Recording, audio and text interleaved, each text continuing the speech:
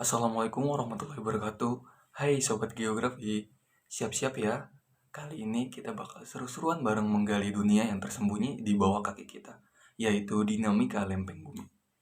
Kalian pernah dengar gak sih tentang lempeng divergen, konvergen, dan juga transform? Nah, ini bukan salah satu istilah ilmiah yang bikin pusing, tetapi juga kunci untuk memahami bagaimana bumi kita bergerak dan juga berubah.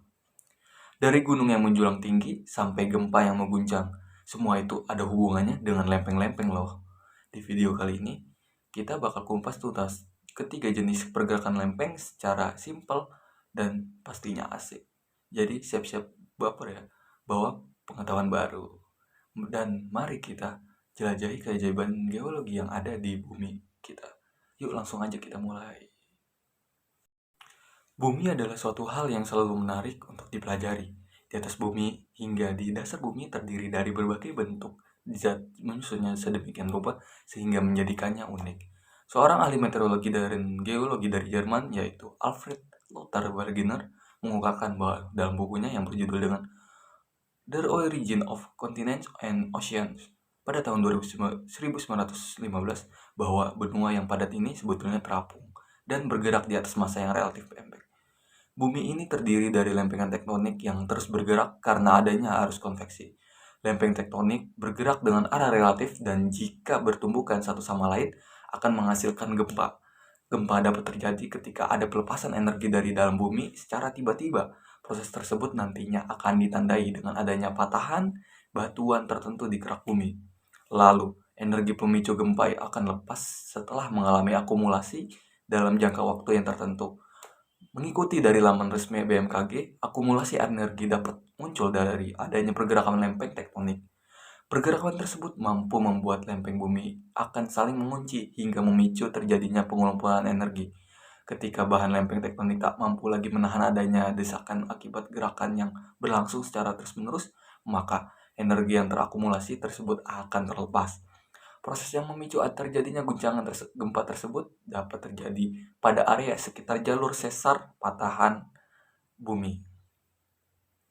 Oleh karena itu, dalam laporan peristiwa gempa akan kerap istilah pergerakan lempeng tektonik dan patahan sesar, yang dimana ini merupakan hal yang sering kita temui dalam peristiwa dan di TV-TV nasional, di mana kedua fenomena tersebut juga menjadi faktor penyebab muka bumi memiliki bentuk yang cukup bervariasi dan bukan dalam bentuk hamparan datar. Lempeng merupakan materi penyusun bumi pada lapisan paling atas. Lempengan ini bisa memiliki ketebalan hingga 100 km loh, di mana lempeng tektonik yang tak stabil serta akan terus bergerak tersebut juga masuk ke dalam bagian dari litosfer. Lapisan bumi yang paling luar juga kerap disebut dengan istilah kulit bumi, sedangkan untuk patahan atau sesar dalam ilmu geologi dapat diartikan sebagai bidang rekahan yang akan dipengaruhi oleh pergeseran relatif dari satu blok batuan terhadap blok yang lain. Lalu, untuk jarak pergeseran blok batuan dan luas bidang dapat memiliki ukuran milimeter hingga kilometer. Sesar biasanya akan muncul dari adanya tektonik pergerakan lempeng. Beberapa lempeng bumi yang utama adalah yang pertama lempeng Afrika, lempeng Antartika, lempeng Indo-Australia, lempeng Eurasia, lempeng Amerika Utara, lempeng Amerika Selatan, lalu lempeng Pasifik. Ketujuh lempeng ini dilihat dari bentuk dan dampaknya, jenis pergerakan lempeng tektonik bisa dibedakan menjadi 3 macam, yaitu transform, divergen, dan juga konvergen. Penjelasan tentang 3 jenis pergerakan lempeng itu adalah sebagai berikut. Yang pertama, transform merupakan bertemunya dua lempeng yang menyebabkan gesekan antara secara menyamping di sepanjang sesar. Pergeseran ini berupa sinistral ataupun destral. Pergerakan lempeng dengan pada pola jenis ini mirip dengan pergeseran kerak bumi yang terjadi akibat adanya patahan horizontal. Contoh jenis batas lempeng transform adalah sesar San Andreas yang ada di California, Amerika. Lalu yang kedua, divergen. Divergen merupakan pertemuan dua lempeng yang saling bergerak menjauh akibat terjadinya perpecahan di litosfer. Contoh, akibat pergerakan divergen dapat muncul pemekaran dasar lautan di lempeng samudra atau MOR di Laut Atlantik yang kita dengar, yaitu Mid-Ocean Ridge. Di lempeng benua, pergerakan jenis ini bisa memicu pembentukan lembah dan sebagainya. Lalu yang ketiga, konvergen adalah pertemuan dua lempeng yang saling berdekatan akibat perbedaan kepadatan. Salah satu lempeng akan menghujam hingga masuk ke bawah ke lempeng yang lainnya. Kurang lebih bentuknya akan seperti ini. Akibat perbedaan kepadatan tersebut, salah satu lempeng yang tadi saya sebutkan akan menghujam hingga masuk ke bawah lempeng yang lainnya. Pergerakan jenis konvergen juga bisa disebut dengan pertemuan lempeng yang saling bertumbukan.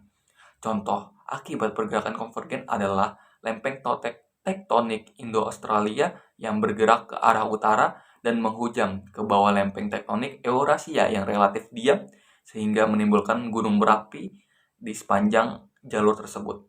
Proses gerakan kerak bumi yang menyebabkan tinggi rendahnya permukaan bumi. Proses gerakan kerak bumi yang menyebabkan tinggi rendahnya permukaan bumi dibagi menjadi dua. Yang pertama gerak epirogenetik, lalu yang kedua gerak orogenetik. Yang pertama gerak epirogenetik. Hai squad, gerak epirogenetik adalah gerakan naik turunnya permukaan bumi dengan tenaga yang lambat dan meliputi daerah yang luas. Nah, ternyata gerak epirogenetik ini dibagi lagi menjadi dua loh. Dibagi menjadi apa saja ya? Yang pertama, gerak epirogenetik dibagi lagi menjadi gerakan epirogenesa positif dan gerakan epirogenesa genetik. Epirogenesa positif mengarah ke bawah sehingga menyebabkan daratan turun ke bawah.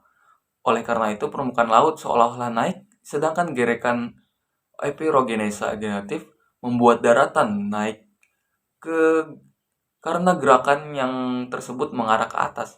Hal tersebut menyebabkan permukaan air laut seolah-olah turun ke bawah. Lalu yang kedua ini gerak orogenetik. Gerak orogenetik terjadi relatif cepat dan memiliki daerah yang lingkup yang sempit. Bentuk gerakan orogenetik antara lain lipatan, patahan, ataupun rekahan. Geomets. Gerak orogenetik menghasilkan terbentuknya gunung dan pegunungan loh. Patahan yang lebih rendah disebut graben, sedangkan patahan yang lebih tinggi disebut horst. Jadi jangan sampai salah ya. Kedua jenis patahan tersebut terjadi akibat gaya renggangan pada lempeng. Selain menghasilkan patahan, gerak orogenetik juga menghasilkan lipatan. Lipatan yang lebih rendah disebut sinklinal, sedangkan yang lebih tinggi disebut antiklinal.